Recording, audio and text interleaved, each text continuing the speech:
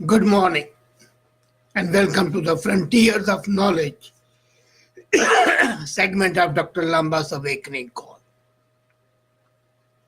We are just flooded, flooded with the dire consequences of the climate change. We are flooded with very dark prospect of this world might be coming to an end. But then there's always light at the end of the tunnel. Personally, I feel that the climate change is more of a hoax. Not the climate change as such, but the global warming. And the climate change is a reality, but nothing can be done about it. It's a nature which will continue to take its course. Nevertheless, here comes a new tiny grain that could possibly save the planet, being environmentally friendly and being a new food. I would not call it a superfood because I feel the superfood are more of a myth and a marketing gimmick rather than being a reality. But this new grain which has been developed and which is being grown effectively has definitely a lot of advantages. It's a distant relation of wheat, but as I said, it's much more environment friendly. It is developed from wheat grass and rightly is being called a weapon against the climate change to protect farming, but what is more important to me, it will revolutionize farming. It is 1/5 the size of the wheat grain. Americans have already started buying this grain. They buy pasta, pizza, bread, and beer made with this grain. And it was developed by Land Institute in Kansas. So much so that the US food giant General Mills has launched a breakfast cereal made from it. And it has given the plant breeding team $500,000 to commercialize it effectively. You see, if you look at the production, already it's being grown a lot. And the people who have tried Kernza say it tastes good. But it's much more important. Unlike wheat, barley, and other cereals, it's a perennial plant. And you cut the plant, roots can be left in the ground, and it regrows the next year. So the farmers gain that they don't have to plant it again and again. They don't have to clear the fields. They don't have to plow and reseed every year.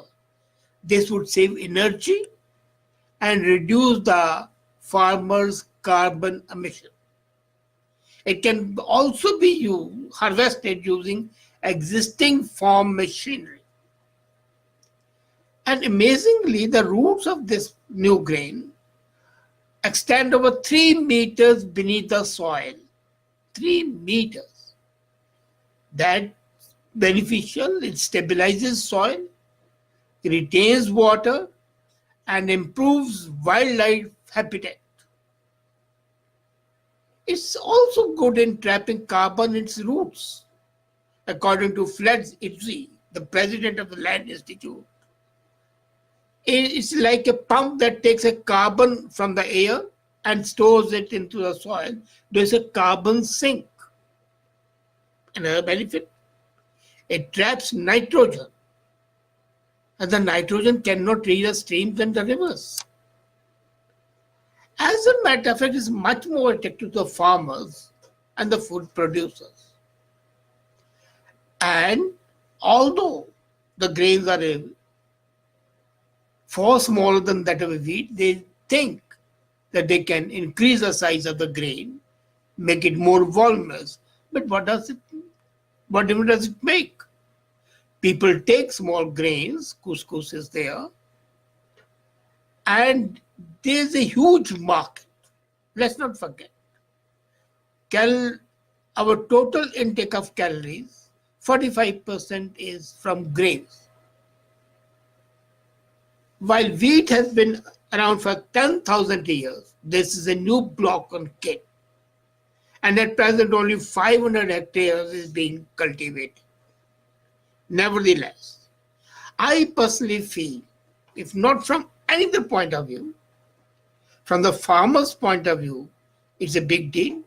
And one thing, for the arid zones, the deserts, where the water level is low, this is an ideal food.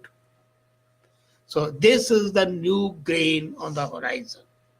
Let's see how it goes up.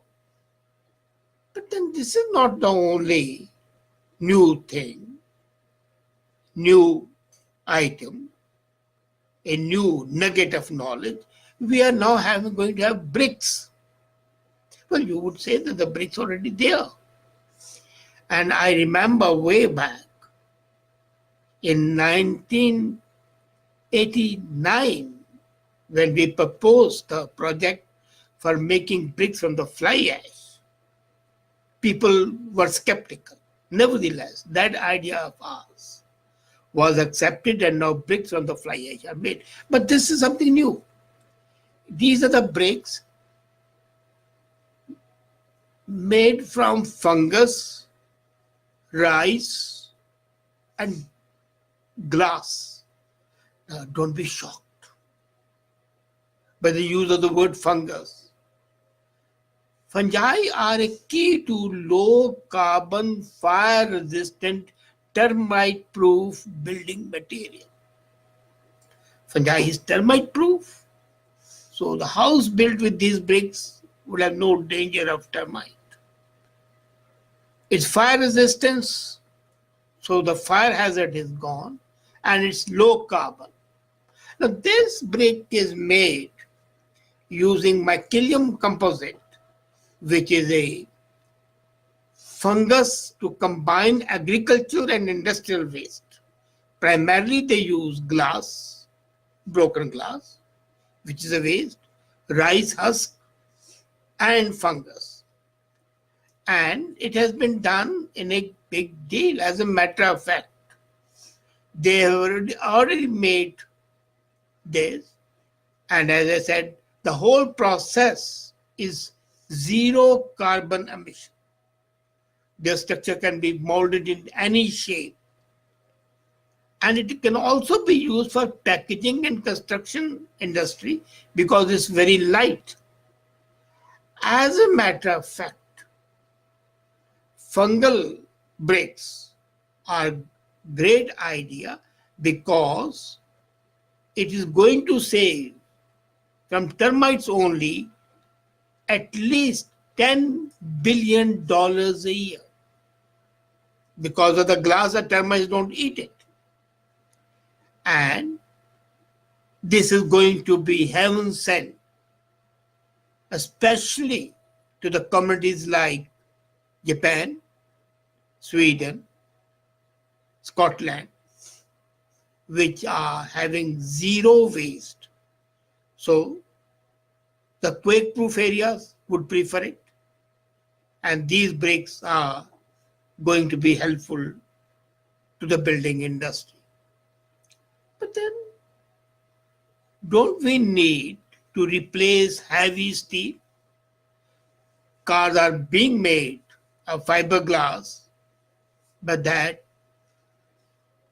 can be very dangerous if you have an accident.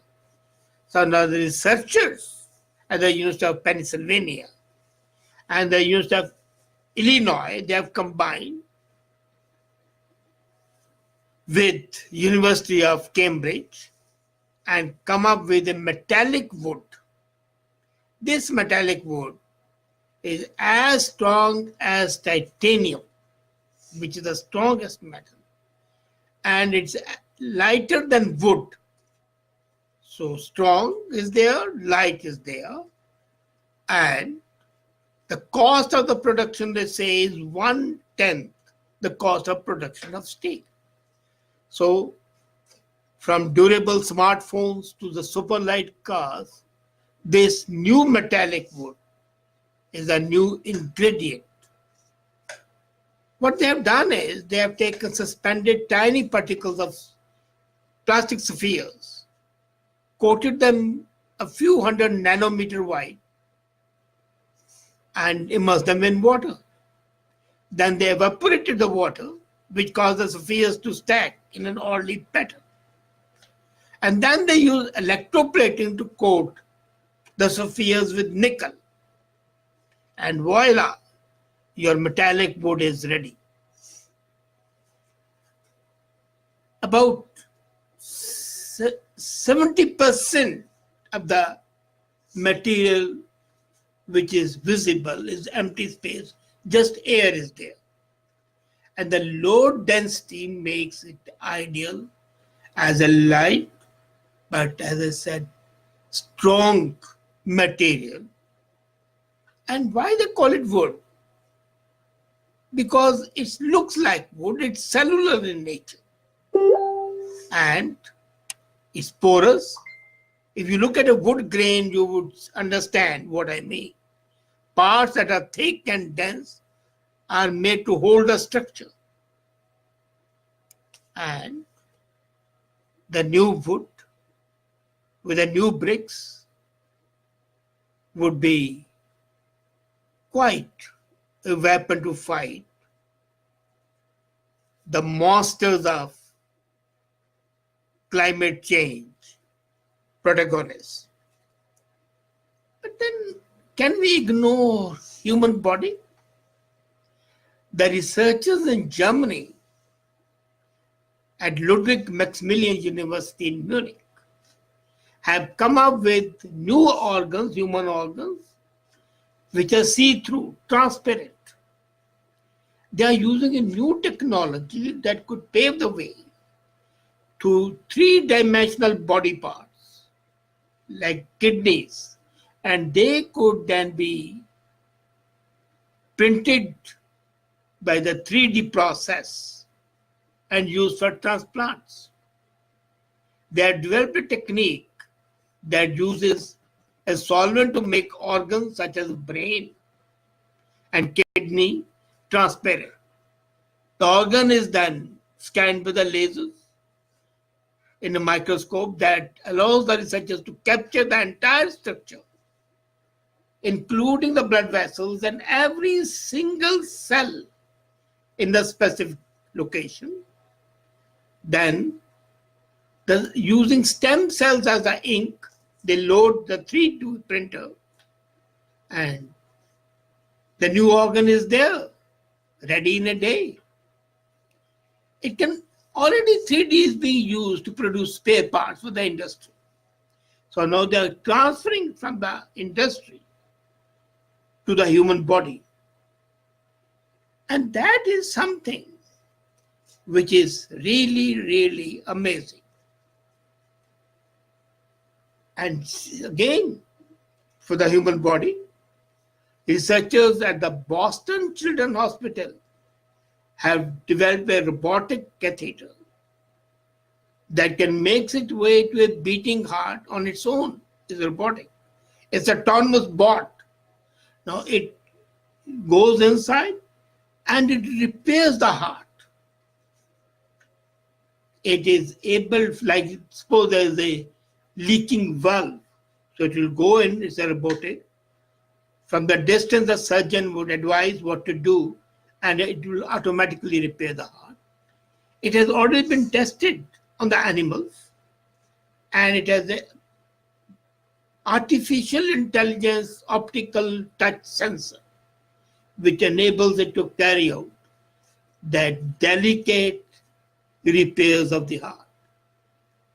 Now what happens is that it doesn't put pressure on the organ because of the optical touch sensor. And that enables the surgeon to look after other critical elements of surgery. So friends, Here are new areas in which the scientists are making strides. And the frontiers of knowledge are being enhanced. As a matter of fact, knowledge is now becoming an ever expanding frontier, and we'll talk about it again next week. Thank you.